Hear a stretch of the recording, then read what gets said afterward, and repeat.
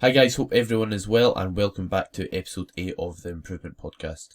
So this episode is going to touch on leg training mistakes, the mistakes that I see people make in the gym, especially training their legs, but some of them might also transfer over to other body parts. So to start off, quick update on myself. So I've had a devolume week this week, which just is a week with only one working set per exercise. The intensity still stays the same.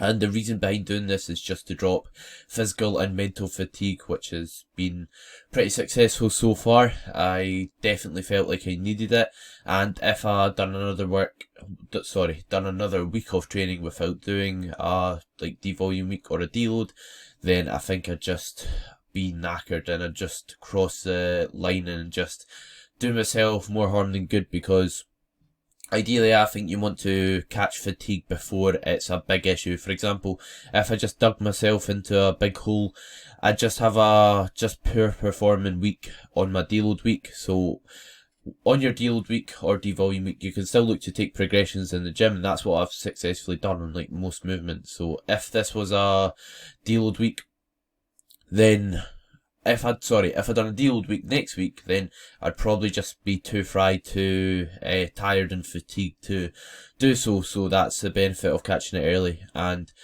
apart from that, I can definitely see the signs that a deload is needed. Now I know how my body reacts when it's fatigued. So hunger's usually lower.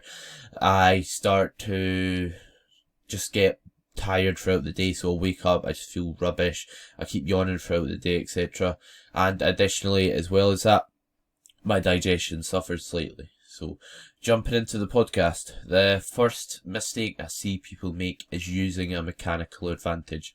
So what I mean by this is just putting themselves in a position to make exercises as easy as possible, which you shouldn't really try and do, in my opinion. So I do this myself. I'm not saying I'm perfect, especially because I'm not extremely advanced with training. I've not been training for that long. I've definitely still got a lot to learn, and I've still got a lot to improve upon. But I do see a lot of people, use a mechanical advantage. So this could be having bent knees and a lot of involvement of your quadricep during stiff leg deadlifts, which is supposed to be mostly hamstring and back and glutes, and additionally being on a leg press and not having a lot of knee flexion from having your feet high on the pad, on the platform if you're trying to train your quads, because we know the more flexion you have at your knee, the more quad engagement you'll get. Simple as that.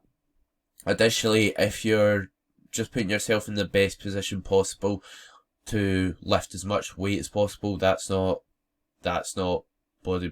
building muscle, that's just moving weight.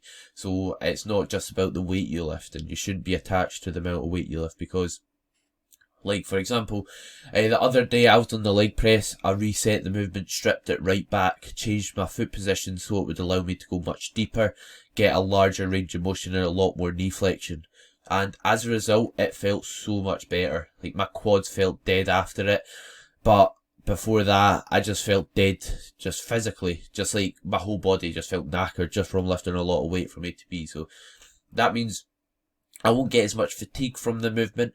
And additionally, as well as that, it will probably be more beneficial. So so that's something I think everyone should focus on. It is hard to not have an emotional attachment to lifting a lot of weight. It is fun lifting a lot of weight, but you've got to remember your goal when you go into the gym is to, if it is in line with your goals, to build muscle, not move weight. So weight's just a tool to apply progressive overload. That's how I like to look at it. So just like how you can use other tools to make things harder, weight's just one of them. So you should ensure form stays the same, because if you sacrifice form for weight, it's just not going to be as quality a stimulus. As long as you're using great form and keeping the control the same, if you're putting weight on it, slowly and surely you'll build muscle. Just as long as you're training to a high intensity, then you're sorted. So that's something I see a lot. And as well as that, something else is range of motion. So a good example again is the leg press, and I was guilty of this. I wasn't taking it as deep as I could, and as a result, it just didn't feel great on my quads. I felt a lot of glutes after the sets. I didn't feel like my quads were burst from the movement. And I see a lot of people do this on quite a lot of movements in the gym. If it's like split squats, if it's hack squats, if it's like a pendulum, if you can take it through a larger range of motion pain free, then I don't see why you wouldn't you. So there's no reason why not to. Like, it's probably going to mean you'll handle less load. Yes, it is nice handling a lot of weight, but you'll probably have a lower risk of injury, and you won't become as fatigued from the movement, and it will be a better quality movement as a whole. So yeah, I think I'm guilty of this as well. I'm not just trying to like pick folk apart here. That's not what I aim to do with this podcast at all, or just spreading knowledge as a whole. I just try and inform people to make better decisions in the gym, but I think a lot of people are guilty of this. Like, you see it all the time, like from people at all levels of their training. It's like, if you can put your feet lower down on a leg press, or lower down on a hack squat, or lower down on a pendulum to train your quad without your heels coming up at the bottom, then you should, in my opinion, because like I said, the more knee flexion you get, the more quadricep you'll recruit. And the same stands for like hamstring movements. So like a lying hamstring curl, or like a stiff leg deadlift, or no, that's a bad example because you need to touch the ground on that, or like a Romanian deadlift. If you're sacrificing how much range of motion you're doing with no rationale behind it, then I think you're missing out on muscle growth. So fair enough if you get to, let's say, mid shin on a Romanian deadlift and you tend to lose a lot of tightness in your like mid back, lower back, and your back starts to round. That could be a justifiable reason not to go that low, but you should try and fix the issue. Practice your bracing and breathing, and just practice getting tighter to fix the issue, and not just use less range of motion forever, because that's just not a great habit to get into, because that's quite a lot of movements you're not going to be able to do if you can't do a Romanian deadlift to full depth. For example, you're probably not going to be able to deadlift effectively, straight leg deadlift effectively, and it just means the amount of weapons in your arsenal, and what I mean by that is amount of exercises you have available, are just going to decrease massively. So yeah, that's another one I see, range of motion. And then third is training intensity. So training intensity is something everyone can always improve upon, and I hammer this to my clients in every check-in. So if you're one of my clients, you probably hear me ramble on about this all the time, as well as sleep, of course. So training intensity, yeah, like I said, we can always improve upon it, and that's something I see people slack on with leg training. So how you can tell if you're training hard is the speed of your last rep. So if you're performing a movement and the last rep looks the same as the first, you've got more in the tank. Simple as that. It's not me giving people digs, but you have. If you can make the last rep fly up, then it's a good indicator you've got more. So that's something you can use to keep yourself accountable to training hard. How slow was the last rep? And something you can even do is, if you're in a safe environment, let's say a leg press, and you've got safety pins up, then train until the rep doesn't go up again. Train until the weight comes back down on you, if you're in a safe environment, that is. Because you're never ever going to know truly where failure is if you don't push yourself to it. So that's something I recommend. And it is a bit easier to train to failure on like upper body group, like body parts, like your chest, because it isn't as hard. Like, simple as that. It's not as brutal being on a chest press as it is a leg press. Simple as that, in my opinion. So another way you can look to see how hard you're training is the logbook. So are you progressing on a weekly basis, or are you just hitting your last week's numbers? Because if you're relatively new to training, like a beginner, I have been training less than a year, then you definitely can progress on a session to session basis, unless you're doing something extremely wrong, like not eating for the whole day going into the session. Then you're gonna be, to be fair, you'll probably still be able to progress because you've got that ability as a beginner. So training intensity is something massively important. And one of my clients who started out with me, he stands out from quite a lot of other startups. I've had, and his training intensity's shown massively because he's been in a calorie deficit, losing at quite a fast rate, so about 0.6 kilograms a week, and he's been progressing the logbook a ton, and he looks like he's built decent amount of tissue while dieting. Like, his physique's transforming, which is really awesome to see. So that just shows you it is possible to not only like maintain muscle but to grow muscle if you're relatively new to training. And yeah, so just always try and improve your training intensity. You can never train too hard. And the fourth one is no adductor training or isolation work. So I don't know if you are aware of what this is, but if you've ever been on the gyms and you've got the machine where you can close your legs and then the one you can open your legs, the adductor machine is the one that you close your legs. So it's the hip adductor, it's called. It's extremely valuable because you have those muscles inside your leg going down your groin, and if you develop them, your legs look so much better, in my opinion. Your legs just look so much thicker from the front and from the back, and I think it just can change the appearance of your legs massively. As a result, I think everyone should perform it. I don't see a rational reason why not, unless obviously you're unable to due to injury or something similar to that, but it is such a valuable body part to train, and it can also help with your mobility and just remaining like stable on like the big compound lifts if you do it beforehand. So that's something to point towards doing it at the start of the session. I myself do it at the start of the session, and I like programming it at the start of sessions, as I just feel when you do adductor, it doesn't take away from like your big compound lifts like the squat or a straight leg deadlift. It might ever so slightly, but it's not going to make or break your performance. But for example, let's say you've done walking lunges at the start of your session, it's probably going to interfere with the rest of your session and the big compound lift. So I like to use it at the start, and it's a good opportunity to get some blood flowing into your muscles before doing something like a barbell back squat, which can be a bit harsher on your hips and knees, and sometimes like risk of injury can be higher if you're not warm. So yeah, that's something and I recommend doing. If you're new to adductor training, then the first time you do it, don't do like 3 sets because your adductors will be absolutely toast from not being trained. So just start with 1, and then if you do that for like a week or 2 and then they start not really getting sore, move it up to 2. And I think 2 or 3 is a good place to be. It depends how long you've been training and how intense you can train at that current moment of time, and obviously how well you can recover, because if you've got a lot of stress in your life, you won't recover as well, so you won't be able to do as much work in the gym. Simple as that. And I think if you train legs 2 times a week, definitely put it in at start twice.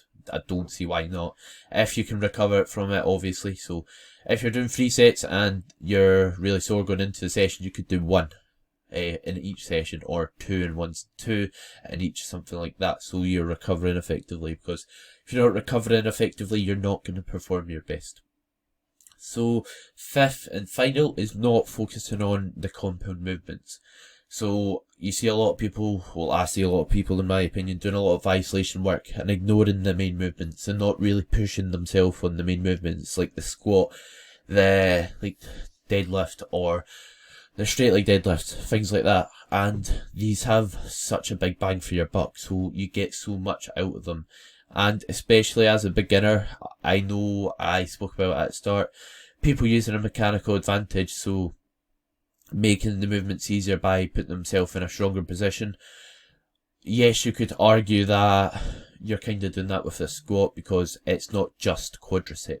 It works about all the muscles in your leg, but I think you can get away with it, and it's a suitable time to do so on like a barbell back squat. So I think these are so beneficial, because if you can focus on nailing the barbell back squat, you can nail everything. It teaches you how to brace. It teaches you how to push yourself. If you can take yourself to failure in a barbell back squat, then you probably will with most other movements, because I don't think there's much harder than a barbell back squat, because once you get strong at it and you're doing like a set of like 5 to 9 and you're like on rep 7, you feel absolutely crushed. Even like unracking the weight, once you get strong in it, feels like it's gonna crush you. So it is very, very character building, and I think that's kind of important in programming. So even if something's not quote unquote optimal for building muscle, like let's say drop sets on leg press, or doing like a big rest pause set, which is basically doing a set, 5 deep breaths, then doing a set again. I think something important is to push yourself and to, just do movements that are character building, because if it will let you develop your training intensity, then you'll be able to train harder, closer to failure, get more out of each movement. And like I said, if you can do it on the barbell back squat, you can probably do it on anything. So as well as being able to practice your bracing on the barbell back squat, you'll often come into technical faults, like your hips shooting up first, or not being able to balance well, and that helps address it, which will help with other movements in the gym. So if you can maintain good position on a barbell back squat, then it's going to be a piece of piss when you're in a more stable environment like a hack squat or a Smith machine squat, which is something very valuable. So lastly, the other thing that I think focusing on big compound movements are it helps with your mobility. So I think it's good to be able to do a barbell back squat and movements like that, because if you can't do a barbell back squat, then you've probably got a problem with your mobility if you can't get into the bottom position. So obviously people's leg lengths play a part in how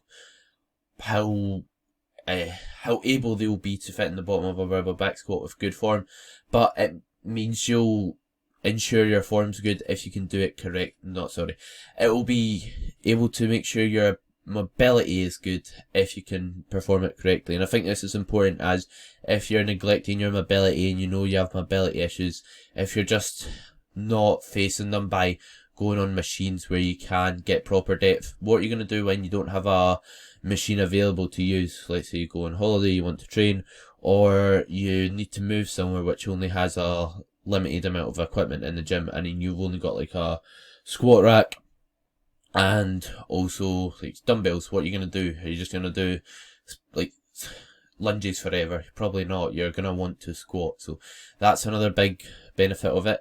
And as well as being a big bang for your buck movement, like the straight leg deadlift, if you do it to failure, you'll notice your hamstrings, your glutes, your lower back, your upper back musculature, and your traps, everything's on fire by the end of the set. Everything gets taxed.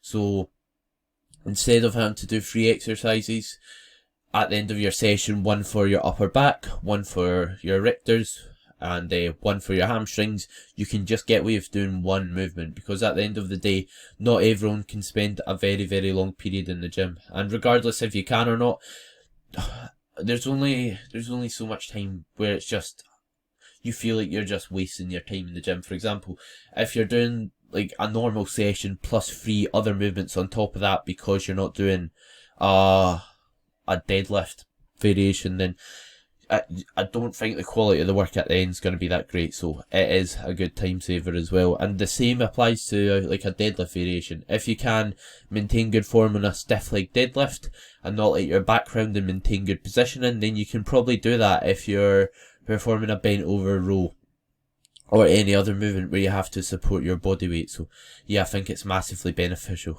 and it's just good for just overall health of your lower back as well. If you're never supporting your lower back, if you're never challenging your lower back for a deadlift or a squat, then you're probably not going to have a strong lower back at all. So I think, if anything, your risk of injury is going to be higher if you've got a weak lower back. Simple as that. So weak things break. Simple as that, in my opinion. So I hope you've enjoyed this podcast. If anyone's got any topics you'd like me to cover, of course, just let me know. And if you're listening on iTunes, please leave me a rating and review. If you're listening on Spotify, please follow me. And lastly, if you're listening on YouTube, please subscribe and like and comment. It would be massively appreciated. And thanks for tuning in again.